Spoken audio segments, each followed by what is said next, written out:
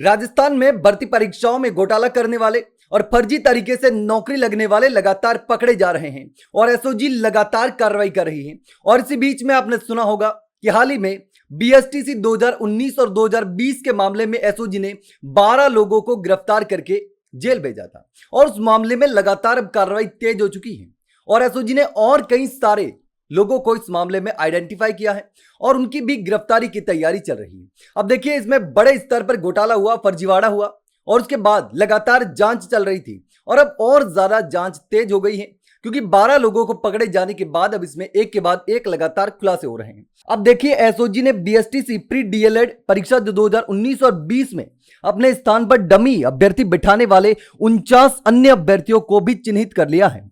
अब हाल ही में dummy candidate बिठाने वाले 12 अभ्यर्थियों की गिरफ्तारी और उनसे पूछताछ के बाद इसके बारे में पता चला।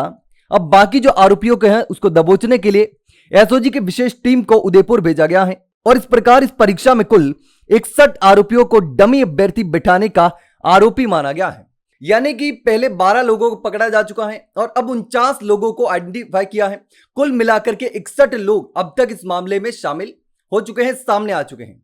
अब 49 लोगों को पकड़ने के लिए एसओजी की टीमें जो हैं वो निकल गई हैं और उनको पकड़ा जाएगा। अब टीम को उदयपुर भेजा गया है और इस पूरे मामले का खुलासा तब हुआ जब 4 फरवरी 2021 को पाली के रोहट थाने की पुलिस ने अशोक सारण नामक एक संदिग्ध को घूमते हुए गिरफ्तार किया था और अशोक सारण की गिरफ्तारी के बाद एक एक करके इस पूरे मामले में लगातार गिरफ्तारियां होनी गई और खुलासा होता गया। अब अशोक सारण पहला व्यक्ति था जिसको गिरफ्तार किया था और उसके बाद पूछताछ में और भी कई सारे चौंकाने वाले, हैरान कर देने वाले खुलासे हुए और खुलासे होने के बाद में 12 लोगों को पकड़ा और उसके बाद में 12 लोगों को पकड़ने के बाद 49 लोगों को और आइडेंटिफाई किया जिसको पकड़ने के लिए अब टीमें गई हैं। अब उनको भी पकड़ा जाएगा। अब देखिए, अशोक सारण को सबसे पहले पकड़ा गया।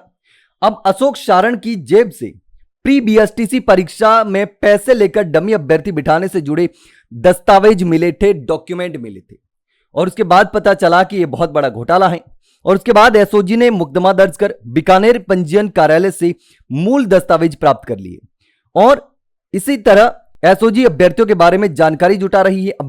अब नमूना जो है हस्ताक्षर और लिखावट लेखन विधि विज्ञान प्रयोगशाला में की गई जांच में संदिग्ध पाया गया। अब देखिए, एफएसएल रिपोर्ट में मूल अभ्यर्थियों के दस्तावेज मेल नहीं खाए और इससे यह साफ हो गया कि आरोपियों ने डमी अभ्यर्थियों से साठ गांठ कर और पैसे लेकर अपने स्थान पर परीक्षा दिलवाई थी। यानी कि बड़े स्तर पर इसमें घोटाला हुआ। अशोक सारण को पकड़े जाने के बाद 12 लोगों को और पकड़ा और 49 लोगों को अब पकड़ने के लिए टीमें रवाना हो चुकी हैं और इसमें भी जब हस्ताक्षर और लिखावट की जांच की गई, एफएसएल रिपोर्ट आई, उसके बाद में जो है मूल अभ्यर्थी और जो परीक्षा में लिखा गया था उनके हस्ताक्षर मेल नहीं खा रहे थे और उसके बाद में पता चला कि इसमें फर्जीवाड़ा हुआ है, डमी कैंडिडेट बिठा करके परीक्षा पास की गई है। तो ऐसे में अब लगातार एसओजी जो है वो दर पकड़ कार्रवाई कर रही है।